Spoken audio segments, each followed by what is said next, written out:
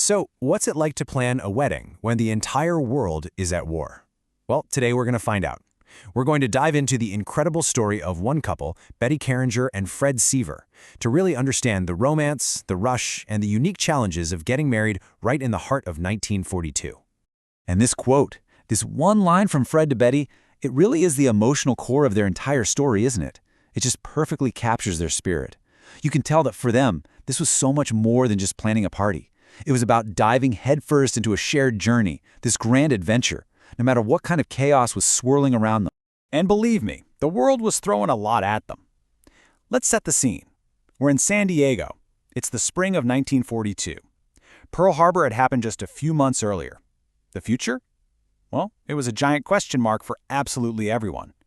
And it's against this backdrop of total global chaos that we see Betty and Fred trying to do something so personal, so hopeful. Build a future together. All right, Section 1, a wedding in wartime. So, the morning after their engagement hits the local paper, boom, the planning starts. And it starts fast. With Fred working like crazy at his defense job, putting this wedding together, well, that pretty much became a massive family project. So you've got this planning team, this committee, gathered around the dining room table. You've got Betty, of course, the bride-to-be. Then there's her mom, Emily, who was basically the organizer-in-chief.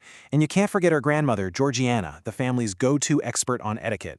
I mean, this was a full-on three-generation effort to pull off a dream wedding in some seriously tough times.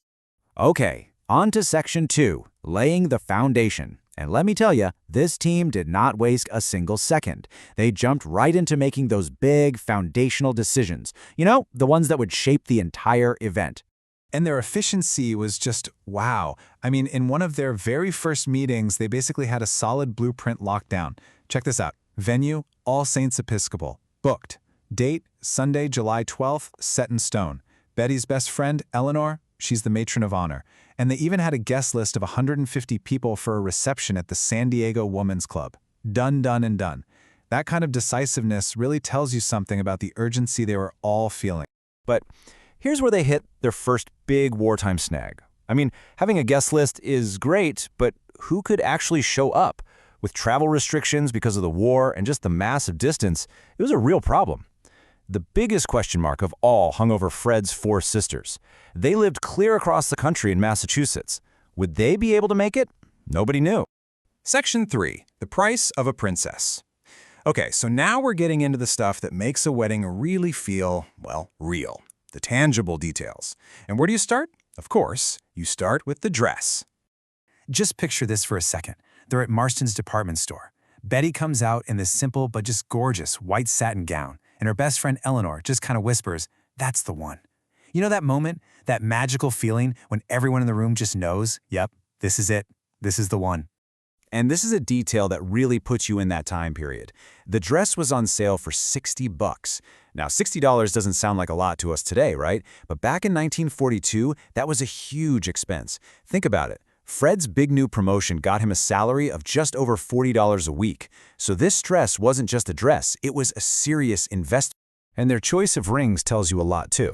They didn't go for anything flashy or complicated. Instead, they chose these simple, matching gold bands. And the jeweler told them these will last a lifetime. I mean, you can't get a better symbol for the kind of partnership they were building, right? Solid, enduring, and totally down to earth. And this next part, it shows you just how incredibly modern their partnership was, especially for the 1940s.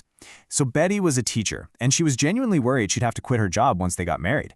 I mean, that was a super common expectation for women back then. But Fred's response, it was instant. He told her, "Of course you can keep teaching. I would never ask you to give up something you love."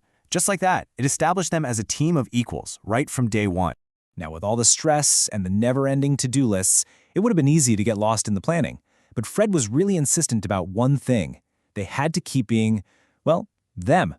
They had to keep their courtship going and carve out time that was just for the two of them. And they really did. They had these dinners where they'd talk about their childhood dreams. They had this one brunch at the Marine Room that was apparently super dramatic, with waves crashing against the windows. And they had those quiet moments, just watching the sunset at Ocean Beach. Fred even surprised her with a day trip to Knott's Berry Farm, which was like the perfect escape from all the wedding madness. You know, these were the moments that were the real glue holding everything together. And it was during one of those sunsets that Fred said something really profound. He said he saw marriage as being chosen every day and choosing you every day in return. Wow. I mean, what a beautiful, active way to define commitment. It's so much bigger than just the one wedding day. Okay, Section 5, the final countdown. So now it's June. The wedding is just weeks away, and everything just kicks into high gear. The homestretch was an absolute whirlwind. And it wasn't just about the wedding, you know? Real life was still happening, and it was happening fast. Betty finally finished up her tough school year.